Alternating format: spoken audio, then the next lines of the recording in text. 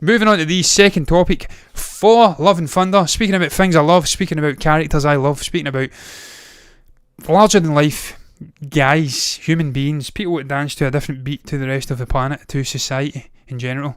And I'm speaking about Taika Waititi.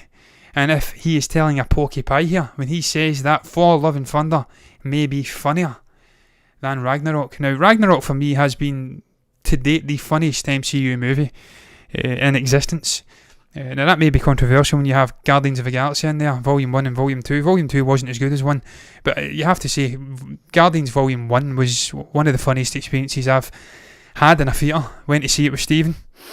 Absolutely loved it. I actually dragged Stephen to the theatre because he wasn't sure how the whole walking, talking raccoon and tree would work. We were both pleasantly surprised, man, when we went in. He balanced the music, the humorous characters, this discombobulated, dysfunctional group of people, characters together. And it was a funny as fuck movie, man, but I have to say Ragnarok just tips it for me, because bringing Chris Hemsworth back as Thor and completely shaking up what he had done with that character in the ensuing years, freeing him up so much so that he wanted to play the character for years after it, that was down to Taika Waititi. The guy's a funny guy in general. Every single one of his movies have moments in them. If they are not meant to be funny movies, then they will have funny moments in them anyway.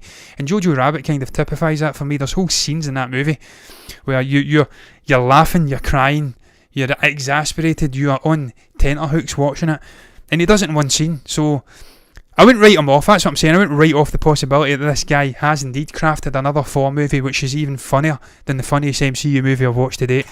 This is a quote from the great man himself. I think he was speaking to somebody, I don't know who. But he was speaking and he said this: I think this might be funnier. Everything we did with Ragnarok, we've just multiplied it. Fucking can't tell you how much that excites me.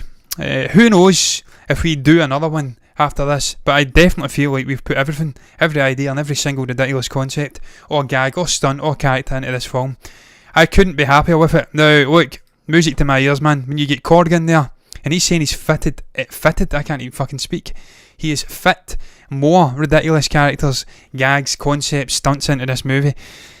Yeah, man, that excites me tremendously. For me, Ragnarok has been one of the best MCU movies, period. Not just funniest movie, I think it's been one of the best. Just a great villain in her.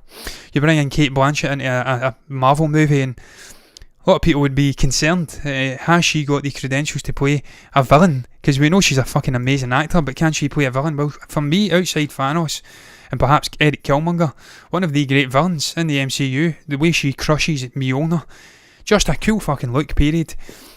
Just a great villain, a great movie, man. Thoroughly enjoyed that movie. One of my favourites, probably within my top 10 anyway. And that's high praise, because there's been some tremendous movies from Kevin Feige and the gang. Amazing array of talent behind the screen, on the screen. So I'm excited for this movie, man. I'm fucking praying that it is funnier than Ragnarok, because I will be first at the queue to go and see this movie in the theatres. Sandro has said, Love and Thunder, can't even speak. Sounds like a porn title. It does, doesn't it? It does. Sounds and who knows, man, with Taika, you don't know what you're getting. We may get a porn scene in it. Have you seen Chris Hemsworth behind the scenes shots? He is in denim and he's in a tank top. Could be a porno within. You never know. Happy that Thor has long hair again and in Love and Thunder, and not fat. And that's not to be fattest. Nothing wrong with being fat. If it's a choice, that's absolutely fine. If it's not a choice, still fine. But when you have got the Thor of Thunder, the God of Thunder and Lightning in there, he has to be in fucking shape, doesn't he? And look, that's another thing about this movie. Chris Hemsworth just dialed it up to 12. Dialed it up to 20 in terms of the weight training. He's clearly taking steroids, and that's absolutely fine, because he's an actor and he has to, it's his job, he has to look his best, and he's playing Hulk Hogan in his next movie. So you have to be fucking dialed out your napper and steroids. The shape this guy's in for this movie, man, it's impressive. It's inspirational stuff. So I'm looking forward to it, man. I'm looking forward to the characters coming in. The clashing of the Guardians of the Galaxy with this character. More sort of butting of egos with Peter Quill and Thor.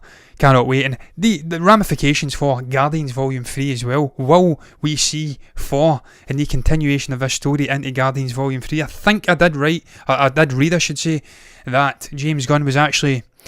He was advising, he had an advisory role for this movie. He was helping Taika shape the script a bit. So that tells me that perhaps we are going to see it blending there into the next Guardians movie. And cannot wait for that.